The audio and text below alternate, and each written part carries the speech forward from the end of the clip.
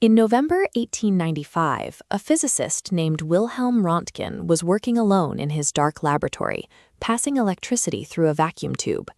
He had wrapped the glass entirely in heavy black cardboard to block its light. But across the room, a chemical screen started to glow anyway.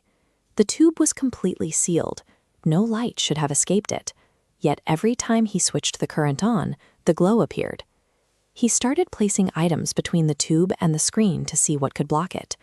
A 1,000-page book, a thick wooden board. The invisible ray passed straight through all of them. Then he held up a small disc of lead.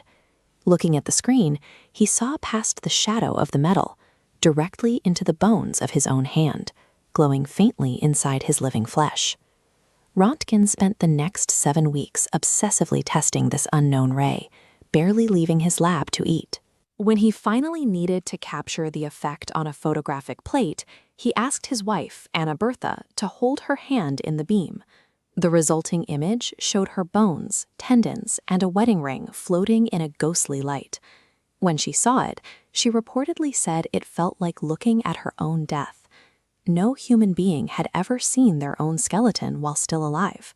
By stumbling onto an invisible force that penetrates flesh, humanity had found a way to see inside the living body, but it was a capability they were completely unequipped to manage safely. Röntgen decided that his discovery belonged to the public. He refused to patent the technology, giving it away for free. It was a noble gesture, but it meant nobody controlled how it was used.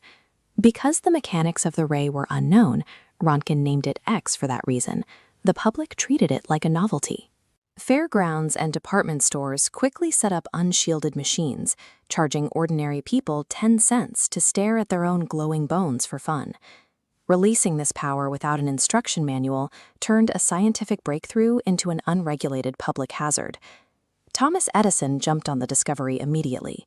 His lab built a device called the fluoroscope, which allowed users to see a live X-ray image simply by looking into a viewing box. To perfect the device, Edison relied on his assistant, a glassblower named Clarence Dally. Dally spent hours every single day standing directly in the unshielded X-ray beam, calibrating the equipment with his own hands. By 1900, Dally's body began to break down.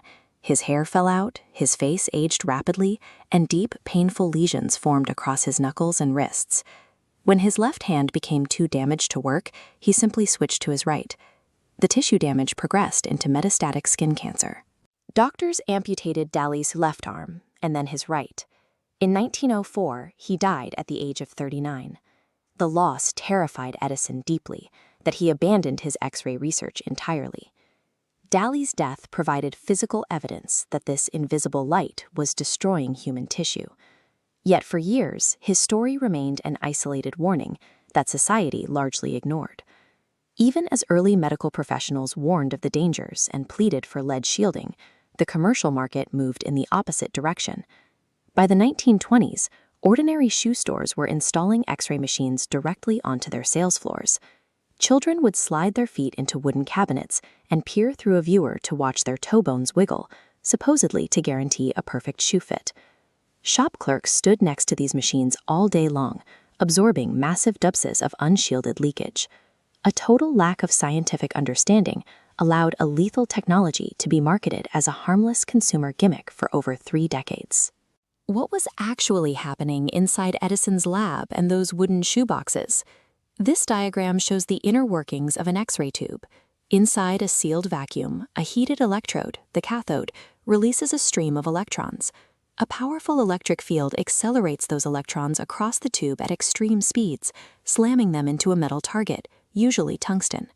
The impact is violent. Almost all of the energy burns off as intense heat, but a tiny fraction converts into highly energized photons. This creates ionizing radiation. Because of their high energy, these photons easily penetrate light, soft tissue, physically tearing through cellular structures. When they hit dense matter, like the calcium in human bone, they are absorbed and blocked, leaving a dark shadow behind. The early technicians and retail customers were unknowingly bombarding themselves with ionizing radiation that shredded their cellular structures at the molecular level.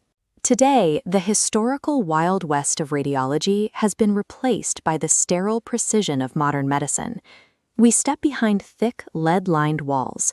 Technicians wear heavy protective aprons.